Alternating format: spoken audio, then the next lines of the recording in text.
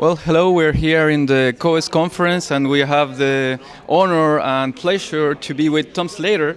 Tom is a reader in urban geography at the University of Edinburgo. He has done a lot of research and very good and interesting research about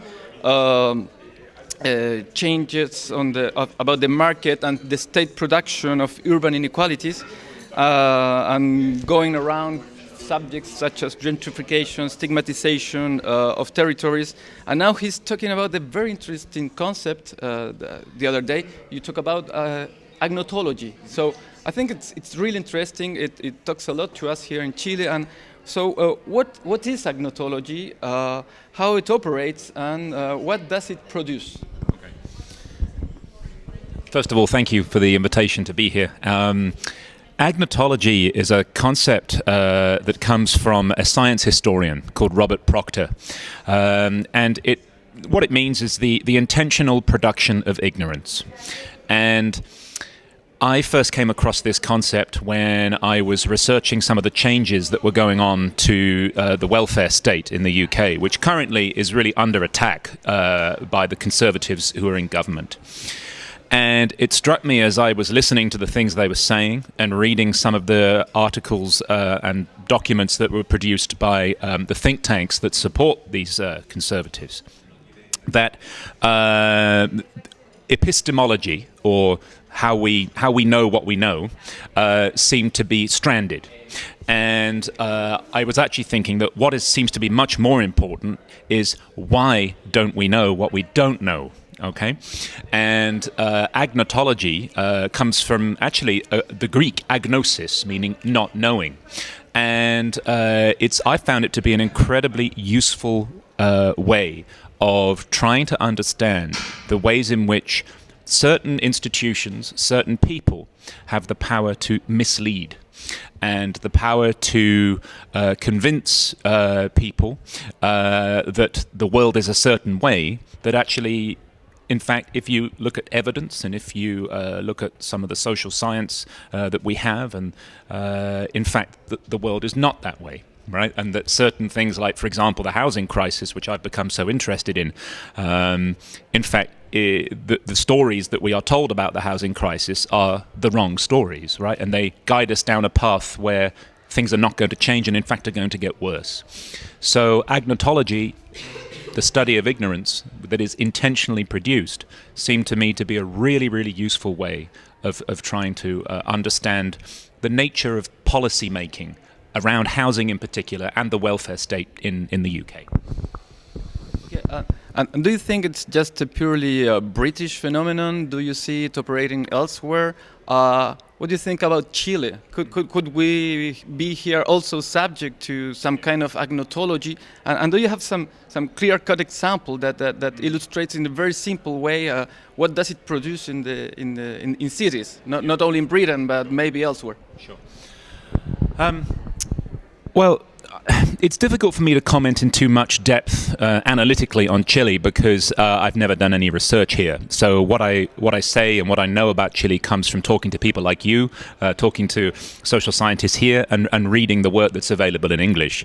But one of the things which I have noticed certainly in Santiago de Chile and also Valparaiso, where I went 18 months ago, I had a walk around there with Ernesto Lopez, is that I've noticed that there seems to be a political rhetoric about a housing shortage, right?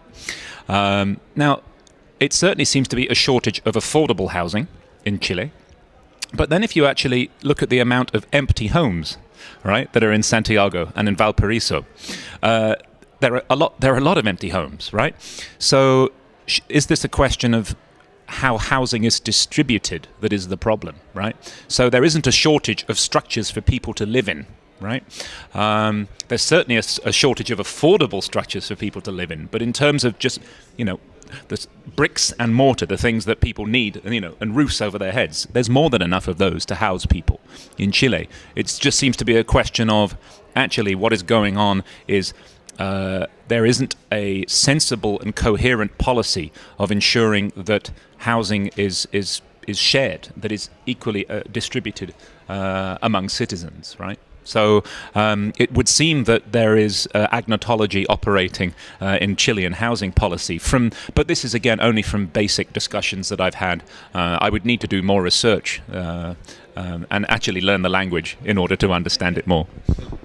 Well, I do hope we will be able to collaborate in some things, but because you made me think a lot there, and I think there's some just such a basic fact in public policy, in housing policy, which is land. It's not a market. You have this fixed amount of land in any city, and if you have more demand on land, well, offer can be raised up unless you are a magician and you create a land from nothing. So how does anyone with a minimum knowledge of economy tell us that we can arrive at an equilibrium of prices in the housing market or in the land market? It's impossible.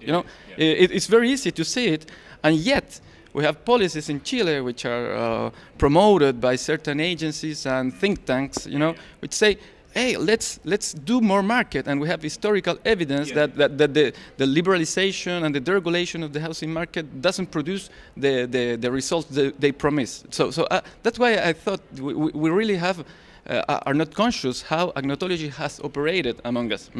But then I think we have talked a lot also here in this conference about neoliberalism. We even discuss in Chile if we are neoliberal or not. And so that's a masterpiece of agnotology, maybe. Absolutely, yeah. But this is the original experiment in neoliberalism, right? Chile is the place, right, where it began in really disturbing ways. So, and you can see, you can actually see the legacy, right? Everywhere. I mean, the entire 17-year dictatorship here was about free market and changing people's mentality, right, towards the idea that the free market is the only way, right? And you can now see this everywhere you walk in Santiago. You can see inequality everywhere, right? And one of the things that we know as social scientists who study neoliberalism is that the primary outcome of where the free market is pursued is inequality, right? So there are people at the top who do very, very well indeed. You have a middle class that's doing okay, and then you have a population at the bottom of the class structure who are struggling and who continue to struggle because of free market ideology. So, yeah, the notion that Chile is not neoliberal is totally absurd, and it seems that agnotology would be very useful to try and understand how that has come to be. And what do you understand by neoliberalism? It's a very heterogeneous concept, so what are your thoughts about it? Okay. Well, I've always been troubled by this idea that neoliberalism is all about less state involvement, that it's all about letting the market take over and the minimal state intervention, right? I think that's a very misleading conceptualization of neoliberalism, but you tend to see it time and time again.